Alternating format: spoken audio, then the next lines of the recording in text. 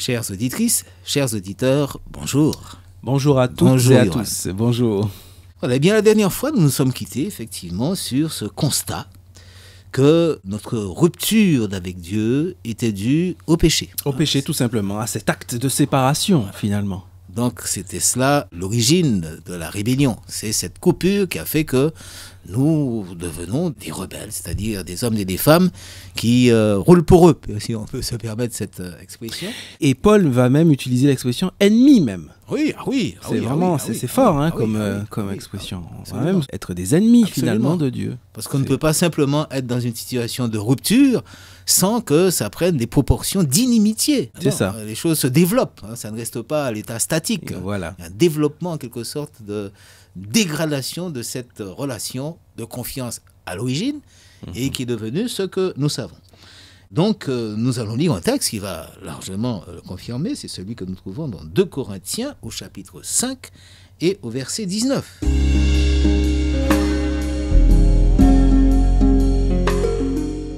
Car Dieu était dans le Christ, réconciliant le monde avec lui-même, sans tenir compte aux humains de leurs fautes, et mettant en nous la parole de la réconciliation. Eh bien, voici... Un magnifique texte. Voici véritablement, on peut dire, une initiative prise de Dieu. C'est ça. Cette situation de rébellion, d'inimitié... ça aurait pu durer une éternité. Et oui, il n'a pas pu la supporter, si on peut dire. C'est lui qui est venu vers nous, qui nous a offert cette réconciliation. Exactement. Exactement comme lorsque Dieu va chercher l'homme dans le jardin. Tout à fait. Pareil, ça va dans le même sens. C'est l'homme qui va, c'est Dieu qui va chercher l'homme. Il dit, où es-tu ? Qui s'approche de lui. Voilà, où es-tu ? Je te cherche. L'homme se cache et lui s'approche de lui. Alors que c'est l'homme qui a plus besoin de Dieu que Dieu de l'homme. Tout à fait. Eh bien donc, Dieu prend l'initiative de la réconciliation. Et on nous laisse entendre, on nous laisse clairement comprendre que cette rupture due au péché, Dieu n'en tient pas compte. Oui, c'est ça.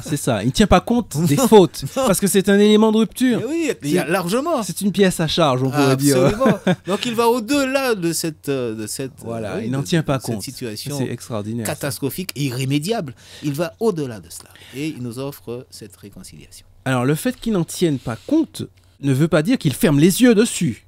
Ce n'est pas... Parce qu'on aura l'occasion de bien... Ce n'est pas qu'il ferme les yeux en disant... Non, c'est ça. Il n'en tient pas compte, mais il s'en occupe quand même. On verra comment, justement. Voilà. Mais il s'occupe de cela. Ça, c'est un dossier qu'il va forcément traiter. Voilà. Mais ça ne constitue pas un obstacle pour voilà, qu'il nous c'est ça, offre dans la cette relation. Réconciliation. Voilà, c'est ça. Et c'est ça, c'est extraordinaire. Voilà, c'est dans la relation que ça n'est pas un obstacle. Voilà, c'est ça. Le rétablissement de cette relation. Mais il s'occupera de ce dossier, nous le verrons forcément.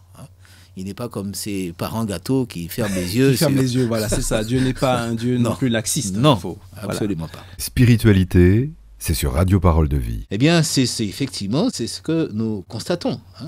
Il y a là, véritablement là, un pas vers l'homme séparé et l'homme condamné. C'est ce qui se passe. Condamné à mort, là, on vu. De manière poétique, on pourrait dire que le pas de Dieu vers l'homme, c'est Jésus, finalement. Ah oui. Et quel pas, puisqu'il est devenu un homme. Donc c'est vraiment, c'est plus qu'un pas, finalement. Alors, c'est là où il y a une notion que la Bible souligne clairement. Et en particulier, nous trouvons cette notion sous la plume du prophète Ésaïe, au chapitre 53 et au verset 5. C'est là, cette mort de Christ a cette dimension que souligne Ésaïe, chapitre 53 et au verset 5.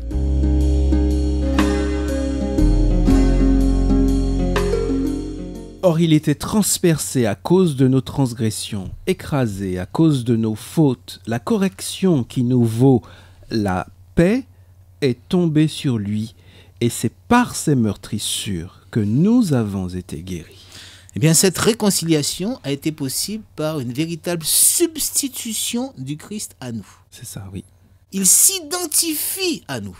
On voit que cette identification commence de loin, puisqu'elle commence par son incarnation. Il devient comme nous, il s'identifie déjà à l'homme.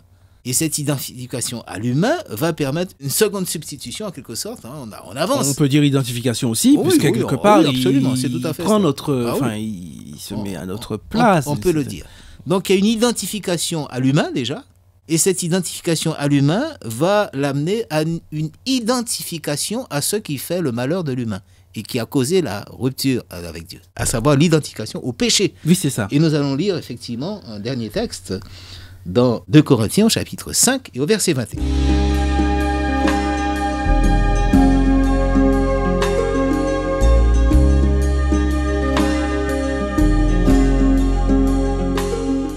Celui qui n'a pas connu le péché, il l'a fait pour nous péché, afin qu'en lui, nous devenions justice de Dieu. C'est un des textes qui me frappe le plus dans, effectivement, ce pas de Dieu vers l'homme. C'est que non seulement il y a identification à l'humain, mais il y a identification à ce qui fait que l'humain est séparé de lui et en rupture, je dirais, de confiance. C'est quand même extraordinaire, ça, quand on y pense. S'identifie au péché. C'est-à-dire qu'il n'est pas dit là qu'il l'a fait devenir pécheur, mais il l'a fait devenir péché avec un grand P, c'est-à-dire ce qui véritablement constitue la raison pour laquelle l'homme est rebelle à Dieu et est en rupture de confiance avec lui. Au fil de l'écriture, Fred et Yoran sur Parole de Vie, la radio chrétienne de la Côte d'Émeraude. Je crois que Dieu aime l'homme.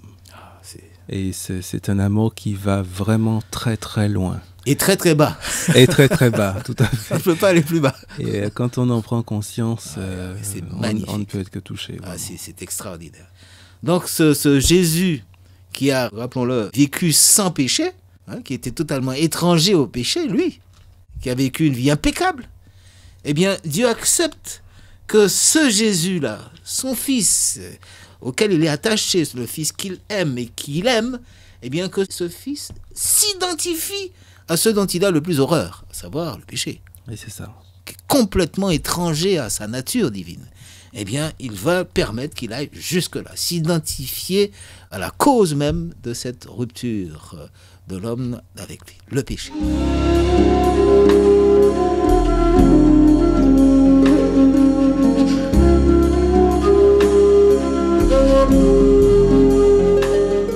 Voilà donc une deuxième étape dans l'identification. Identification à l'humain, identification au péché de l'humain.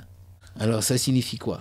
Eh bien ça signifie que, nous l'avions un petit peu évoqué tout à l'heure, l'humain va non seulement être réconcilié, mais l'humain aussi devra faire la marche inverse, c'est-à-dire s'identifier à son tour à Jésus-Christ. Et cette identification, eh bien, nous la trouvons sous la plume de l'apôtre Jean, oui, dans sa première épître, Jean, oui, chapitre 1, Jean 1 et verset 7. Verset 7, oui.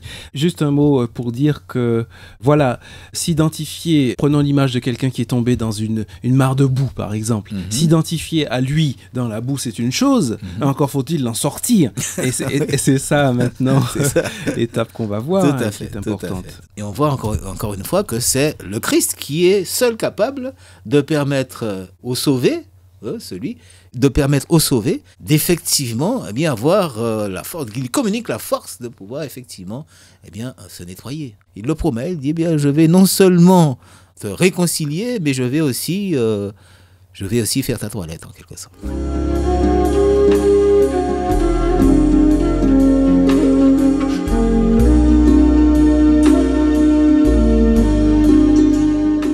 Mais si nous marchons dans la lumière, comme lui-même est dans la lumière, nous sommes en communion les uns avec les autres et le sang de Jésus, son Fils, nous purifie de tout péché. Voilà. Eh bien, ça rejoint ce que nous avions lu déjà dans Romains, savoir que le sang du Christ non seulement nous épargne, la mort du Christ nous épargne la mort définitive, mais ce sang qui est aussi symbole de vie, puisque nous sommes sauvés par sa vie, ce sang qui est aussi symbole de vie, va nous permettre de nous identifier à lui pour que nous puissions vivre. C'est une chose que d'éviter la mort, c'est déjà pas mal, mais c'en est une autre que de vivre. La vie, c'est pas le fait d'éviter la mort. La vie, c'est le fait de vivre en plénitude et d'une manière finalement illimitée, qui nous donne la vie éternelle. Eh bien, là aussi, je crois que nous serons obligés de nous quitter aujourd'hui. On voit véritablement que le temps est là, véritablement impitoyable, et qu'il nous faut nous donner rendez-vous à la prochaine fois pour poursuivre notre examen, notre réflexion commune. Chers auditeurs, chères auditrices, à bientôt. À bientôt.